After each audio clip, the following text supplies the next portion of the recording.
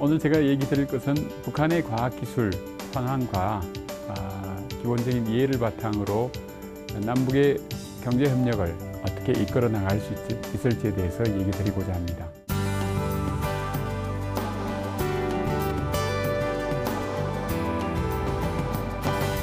북한 연구한다 이렇게 얘기를 하면은 대부분이 굉장히 어려운 부분이 북한을 모른다, 정보가 없다, 팩트가 없다, 뭐 이런 얘기를 굉장히 많이 하고요. 통계가 없다, 뭐 이런 얘기를 합니다. 사실입니다. 북한의 이해, 여기 통일부에서 만든 책자, 통일교육에서 만든 책자인데요. 목차를 쭉 보면은 과학기술은 없습니다. 경제에 관련된 얘기를 좀 하고 있지만은 사실은 북한 기본 이해에 대해서 과학기술이 없다는 거죠. 그래서 그렇다면 관심을 가지지 않은데 우리는 북한을 이해를 해야 됩니다. 목차는 여기 책에 나와 있는 대로 불가사의한 국가, 영어 명칭과는 좀 다른데요. 이런 명칭을 씁니다만은 북한에 대한 기본적인 이해를 어떤 방식으로 해야 될지 사실은 저도 고민을 많이 하고 있습니다. 여기에 북한에 대한 객관적인 이해가 과연 현실적으로 가능한가 하는 부분입니다. 그 두 번째는 북한의 연구에서 과연 과학적, 실정적 분석 이런 게 가능한가 합니다. 북한을 연구할 적에 보통 북한과의 접촉이나 북한의 자료를 통해서 하는데 사실은 어떤 현실적으로 보면 북한에 대한 지역적인 연구인데 가보지 못한 연구를 우리가 하고 있고요. 그리고 특히 어떤 정보 부분에서 굉장히 폐쇄적 구조로 운영되는 그런 북한을 이해해야 되기 때문에 굉장히 어렵습니다. 그리고 다른 얘기를 들어도 단편적이라는 느낌을 받을 때가 많이 있습니다. 그래서 저는 북한 연구를 하면서 기본적으로 제가 잘할 수 있는 특성을 발휘해야겠다는 생각을 해서 소위 북한 연구도 소위 데이터 기반에 의한 프로세스를 거쳐야겠다. 그리고 가급적 자료가 직접 말하게 하는 그런 구조여야 된다라고 생각을 합니다. 하지만 여기에는 맹점이 있습니다. 북한의 자료는 상당히 어쩌면 체제 선전성 목적이 있기 때문에 소위 행간의 의미를 정확히 분석하지 않으면은 북한을 대변하거나 아니면 다른 홍보적 역할을 할 수 있기 때문에 그 역할을 제대로 해야 된다라고 생각을 하고 있고요. 그래서 제가 몇 가지 연구를 하면서 소위 네트워크나 이런 분석들을 계속 해 나가려고 노력을 하고 있습니다. 북한이 2012년에 강성대국을 이루겠다고 주창을 했습니다. 근데 이를 주창한 사람은 2012년까지 살지를 못했습니다. 굉장히 부담스러웠나 봅니다. 그렇지만 과학기술에 대한 기본적인 중시사상은 지속적으로 되어 왔다는 게 사실입니다. 제가 북한 연구를 하기 때문에 노동신문을 이렇게 뒤지는데 노동신문에 영문으로 된 특히나 이니셜로 된 CNC라는 표현은 거의 CNC가 처음 아닌가 생각될 정도로 북한은 특별히 강조하고 있는 내용입니다. 그리고 그 이후에 CNC를 통한 성과가 있었는데 뭐 예를 들어서 CNC 공작 기계가 있는데요. 이게 축의 수에 따라서 사실은 성능이나 그다음에 이런 것들을 평가할 적에 5축, 9축, 뭐 12축까지 해서 이 기계의 구체적인 어떤 평가는 좀 이르지만 북한이 내놓은 어떤 서면 데이터로 봤을 적에는 세계적으로 봤을 적에 상위권에 있는 그런 정도의 겁니다. 그래서 북한이 우리하는 미사일이나 이런 것들도 결국은 공작 기계에서 만들어져야 되기 때문에 CNC 기술이 기반이 되었을 것이다. 그래서 연하기계라는 것을 시작을 해서 대표적인 모델이 됐던 그런 것입니다. 그리고 네 번째는 붉은별 OS입니다. 우리가 보통 OS 쓰면 마이크로소프트나 유닉스 이런 것들을 쓰지 않습니까? 북한이 리눅스 기반의 별도의 북한 내부의 OS로 해서 붉은별을 만들었습니다. 사실은 시장성이나 어쩌면은 다른 이 여건에서는 그렇게 OS를 만들어도 유용하지는 않습니다. 예를 들어서 우리나라가 마이크로소프트에 대응해서 한글형 OS를 만들었다. 시장성이 별로 없지 않습니까? 굉장히 OS는 기술적으로, 기능적으로 굉장히 포괄적인 어떤 요구가 있습니다. 그래서 북한이 했다는 의미를 저는 내부의 어쩌면 보완적인 목적이나 내부의 어쩌면 주체 과학이라는 측면에서 보기보다도 기능적으로, 기술적으로 이를 통해서 북한은 굉장히 많이 소위 IT 기술 면에서 성장을 했다라고 봅니다. 예를 들어서 그걸 볼 수 있는 게요. 북한이 김정은 체제가 되면서 어떤 게 있었냐면은 국가 정보와 성과 전시회라는 걸 만들었습니다. 그전에는 전국 프로그램 경진대회였습니다.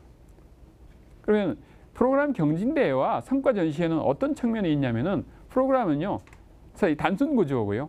그리고 경쟁이라는 교육 기능이 강화된 겁니다. 그런데 정보와 성과 전시회는 프로그램이 포괄적으로 해서 정보 시스템이 만들어지고 이거를 밖으로 드러낼 정도의 성과가 됐다 하는 의미입니다. 그래서 보통 IT를 얘기를 할 적에 북한이 과연 어느 수준이냐라고 했을 적에는 프로그램을 만드는 수준이 아니라 정보 시스템을 성과를 낼 수 있는 수준이 되었다. 그건 곧 어느 정도 상위 단계에 이르렀다라고 볼 수 있는데 그게 제가 보기에는 붉은별 OS를 만들면서 쌓은 역량들이 사실은 그런 수준에 이르지 않았나라고 저는 평가를 합니다. 그렇다면은 북한은 이렇게 과학기술 중심 사상과 그다음에 성과를 냈는데 과연 어떤 특성을 가지고 있는지를 한번 보면요. 첫째는 현재 과학기술의 전문성을 굉장히 강조하고 있습니다. 북한이 사상과 전문성 부분에 사실은 오랜 갈등을 겪었습니다. 과학자도 사실은 문제가 되기도 했지만은 김정은 체제 그리고 이제 김정일 체제가 들었으면서는 과학자는 전문성으로만 평가하는, 특별히 문제가 없다면 전문성으로 평가하는 그런 구조를 갖고 있습니다. 예를 들어서 한번 북한이 미사일을 날렸는데 실패를 한 적이 있죠. 근데 제가 우려했던 부분이 있습니다. 과연 지금 현재 위원장이 그 사람들을 어떻게 처리할까 하는 거였는데 아무 일이 없었습니다. 그걸 보면서 과학기술의 특성을 기본적으로 이해하고 있기 때문에 한 사람의 과학자가 사실은 어떤 문제가 생겼을 때는 그 기반이 무너지는 거지 않습니까? 그래서 이 전문성을 특별히 북한은 과학자에 대해서는 인정을 해주고 있다라고 보여집니다. 두 번째는 북한은 그 비난론의 경험들이 있습니다. 비난론은 과학 섬유로서는 세계 최고로 처음으로 만든 섬유입니다. 그렇기 때문에 주체 과학에 대한 자부심이 상당히 깊습니다. 그렇기 때문에 비난론이 같은 경험을 통해서 과학기술로 모든 걸 해결할 수 있다는 북한의 사상을 가지고 있어서 과학기술 만능 사상이 사실은 성행하고 있다라고 보여집니다. 그래서 그건 좀 과하다 싶고 좀 심하다 싶을 때가 있지만 그래서 북한은 현장 기술 중심이 굉장히 강조되고 있습니다. 그래서 과학자, 기술자 돌격대를 구성해서 현장의 과학기술을 지원하는 그런 모양새를 가지고 있는데 과학기술 만능 사상에 어쩌면은 기본한 것들이 북한에 있다. 세 번째는 우리도 마찬가지 뭐 깊지는 않지만은 오늘 주제도 그렇긴 하지만 경제 문제 해결을 과학기술로 풀겠다. 그래서 과학기술의 어떤 도구적 입장이 굉장히 강합니다. 그래서 그들이 표현하기는 사회주의 기관차이다, 제1의 생산력이다라고 하는 것들은 북한이 과학기술에 대해서 얘기하는 것 중에 하나입니다. 제가 그 추가로 요청받은 게 그러면 이 북한의 과학기술 수준이 어떠냐, 사실은 굉장히 어려운 질문입니다. 전반적으로 평가하기 때문에. 그런데 우리가 보통 알고 있기로는 핵이나 미사일을 보면 북한이 대단하다고 생각하지만 북한의 경제 수준이 낮기 때문에 경제 수준에 대한 평가를 비유해서 과학기술을 볼 적에는 별로일 것이다라고 생각을 합니다. 뭐 두 가지 틀린 표현은 아니지만 어디 국제학술 논문을 쓰면은 공저자로 참가하고 있는데 주저자냐 뭐 이렇게 중요하지 않습니까? 그런데 북한이 주저자, 소위 국제협력에 의한 저자뿐만 아니라 북한의 단독으로 논문을 내는 국제학술 논문 비율이 증가하고 있다는 겁니다. 그것은 그런 정도의 수준 역량들이 높아지고 있다라는 거죠. 물론 수준이 뭐 몇 년 차이냐 이런 비교를 사실은 요구할 수 있겠지만은 그렇게 평가하기보다는 북한이 현황이 어떤 것인지를 한번 보는 게 필요할 것 같고요. 그리고 논문 주제 분야로 봤을 적에 뭐 일반 공학 분야가 많긴 하지만 기초과학, 물리, 화학, 수학 부분에 강점을 가지고 있는 북한이다라고 볼 수 있습니다. 수준에 대한 내용의 사례를 제가 두 가지를 들어보려고 합니다. 북한의 여러 가지 강점이 여러 가지 강점 중에 하나가 이 프로그램 개발입니다. 그 인도에서 개최하는 그 인터넷 프로그램 경진대회가 코드세프라는 게 있는데요. 코드세프에서 북한이 계속적으로 연속 1위를 계속하고 있습니다. 이 프로그램이 보통 어떻게 진행되냐 하면은 240시간, 그러니까 열흘이죠. 열흘 동안에 10가지 문제를 내주고 그걸 풀어나가는, 얼마만큼 정확하게 빨리 풀었냐라고 해서 순위를 매기는 그런 프로그램 경진대회 북한이 계속 1위를 하고 있습니다. 여기에는 구글 팀도 참여를 하고요. MIT 팀도 참여를 하는데 상당히 역량을 가지고 있는데, 그렇다면 북한이 어떻게 이게 가능할까라고 생각을 하면요. 수학의 부분에 천재성이 있는 사람입니다. 그래서 국제수학 올림피아드에 2번이나 나가서 상을 받고 하는 그런 인력들이 프로그램 개발을 하니까 논리적 문제 해결이나 이런 것들이 뛰어난 거죠. 그런데 그런 것들을 볼 수 있고요. 두 번째는 그 소위 양자암호 통신. 뭐 양자는 여러분 아시다시피 더 이상 쪼갤 수 없는 영역인데 이게 그 보안 영역에서 강점을 가지고 있는데요. 이 기술들이 현재 북한에서 김일성종합대학에서 개발을 했는데, 물론 상업화하거나 실용화하기의 수준에는 이르지만 뭐 실험실 단계에서는 성공을 했다고 발표를 합니다. 그렇다면 이 기술들까지 북한이 하고 있다. 그러면은 기술 역량으로 봤을 적에 어느 정도 갖추고 있는 그런 북한이라고 볼 수도 있습니다. 그러면 정책적으로 한번 김정은 체제에 들어서 어떤 역할을 어떻게 하고 있는지에 대한 말씀을 드리면요. 제가 기사를 봤습니다.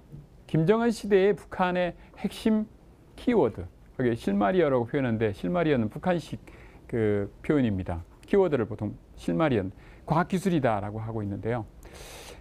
김정은 정권의 핵심 과제가 소위 새세기 산업혁명이라고 표현합니다. 그래서 지식 강국의 경제에 기초한 그 새세기 산업혁명을, 그리고 더군다나 거기에 과학기술을 필수 요소로 강조를 하고 있습니다. 근데 현 시대를 북한은 지식경제 시대, 우리가 지식기반 시대라고 우리가 표현하는 지식경제 시대를 얘기를 하고 있고요. 과학기술의 어떤 지식을 경제와 사회 발전의 핵심 원동력으로 삼아야 된다는 것을 계속적으로 강조를 하고 있고요. 그리고 그 경제와 과학기술의 일치화를 위한 노력들을 계속해 나가고 있습니다. 그래서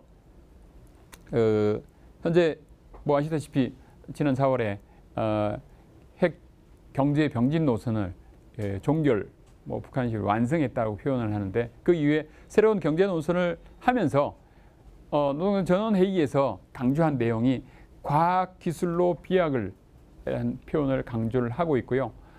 과학기술 미래를 얘기를 하면서 과학기술 중심으로 나가자 하는 것을 계속 얘기하고 있습니다. 그렇다면 북한의 과학기술 기본적으로 이런 정책을 갖고 있는데 어떤 정책을 쓰고 있느냐 하는 겁니다. 첫째는 과학기술에 대한 투자 확대를 계속 해나가고 있습니다. 그리고 두 번째는 앞부분에 교육을 강조했는데요. 전민 과학기술 인재화라는 얘기를 합니다. 북한에서는 이 전 인민, 전체 종사원들을 여기 4년제 이공계 졸업 수준으로 상상시키겠다는 목표를 가지고 있습니다. 그래서 우수 과학 인재, 지식 노동자를 과학기술의 핵심 요소로 강조를 하고 있습니다. 전민을 강조하기도 하지만요. 또 하나 북한은 특별히 소위 수재 교육을 강화시켜 나가고 있습니다. 그래서 북한에는 소위 제1이라고 하는 우리의 과학고에 해당하는 제1중학교를 각 시도마다 두고 있고요. 그리고 과학기술 과정, 교과 과정에서 과학기술을 굉장히 많이 넣고 있습니다. 네 번째는 원격 대학을 만들고 있습니다. 우리로 치면 사이버 대학이라고 할 수 있는데요. 강좌를 열어서 김책공대 같은 데서 강좌를 열어서 원격에 있는 사람들도 대학에 김책공대의 과정을 이수할 수 있게끔 하는 것들을 최근 강조를 하고 있고요. 기타 초중등 업무교육 확대를 해나가고 있습니다. 우리는 지금 과학자 되려면 그렇게 신통하게 생각지 않은데 현 기준으로 북한은 과학자가 되고자 하는 젊은 사람들이 많이 늘어나고 있습니다. 대표적으로 산림집 건설을 했는데요. 우리가 뭐 뉴스에 들었다시피 미래과학자기나 여명거리 이런 데 아파트를 많이 지었는데 거기에 과학자들을 입주시켜온 그런 소위 모두는 할 수 없지만 일부를 투입함으로 들어가게 함으로써 사실은 사기 진작의 효과들이 분명히 있고요. 기타 최고 과학자상 뭐 이런 것들을 만들어서 과학자에 대한 집중적인 어떤 경쟁 그다음에 충성을 강조하고 있는 그런 모양새를 보여주고 있습니다. 한국의 그 과학기술은 사실 첨단 기술 지향이라면은 북한은 현장 기술 지향이기 때문에 나중에 통합이 됐을 적에 사실은 그런 면에서 서로 다른 효과를 기대할 수 있을 거라고 저는 생각을 합니다. 그래서 대학과 연구기관의 활성화를 해서 심지어 국가과학원 같은 경우에는 거의 연간 작년 같은 경우에 350건 정도를 해나갈 정도로 많이 기업 지원을 해나간다는 거고요.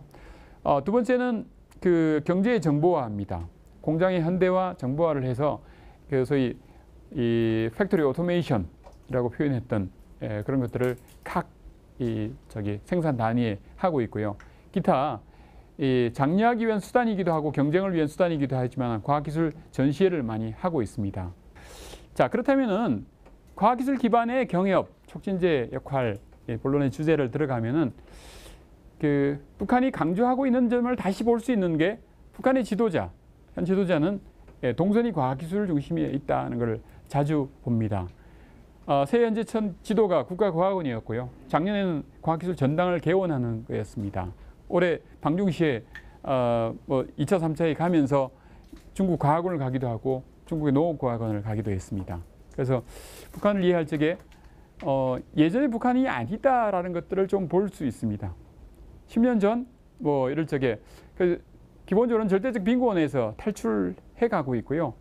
하지만 아직 북한은 경제 국면으로 해서 대외적인 여건은 계속 악화되고 있기 때문에 과학기술을 중심으로 했을 적에는 이 유입 가능성이 사실은 낮기 때문에 오히려 더 요구하고 있다라고 보여집니다. 그래서 과학기술을 통한 통한 가능성이 발견이 되고요.